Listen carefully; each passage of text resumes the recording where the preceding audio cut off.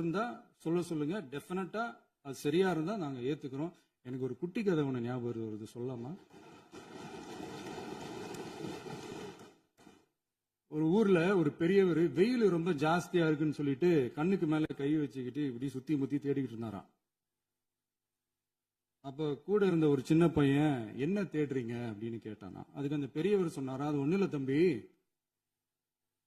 உங்க அப்பா இங்கதான் இருப்பாருன்னு சொன்னாங்க, அதான் தேடிக்கிட்டு இருக்கேன். எங்க உங்க அப்பாவையா காணோம்?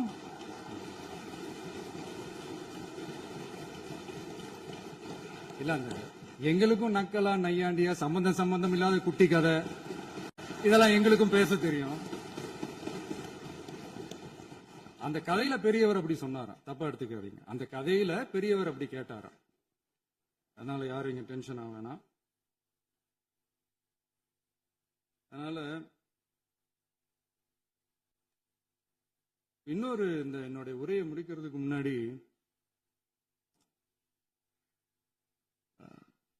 போயிட்டாங்க, பேசலாமா? உங்க கருத்துக்களை நீங்க முழுமையாக மன நிறைவோடு பேசலாம். டிவியில பார்ப்போம். சரி, அதான் 5 நிமிஷம் பேசுனதுக்கே கொளத்தூரி இந்த ஆட்டம் இருக்கு. பேசுனா அப்புறம் என்ன பண்றது? கடைசியா நான் இந்த உரையை முடிக்கிறதுக்கு முன்னாடி ஒரு முக்கியமான ஒரு விஷயம் பத்தி சொல்லணும். ஆளுநர் உரை அன்னைக்கு இந்த தமிழ் தாய் வாழ்த்துக்கு அப்புறம் தேசிய கீதம் பாடினது தப்பு, தேசிய கீதம் 2 முறை பாடினது தப்பு,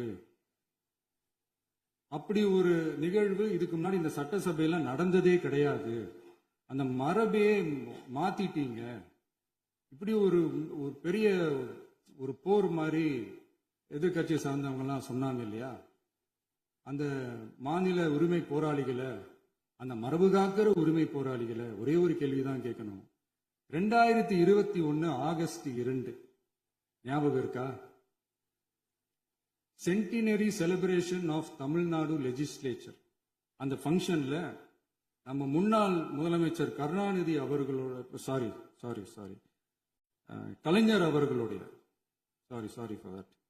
கலைஞர் அவர்களுடைய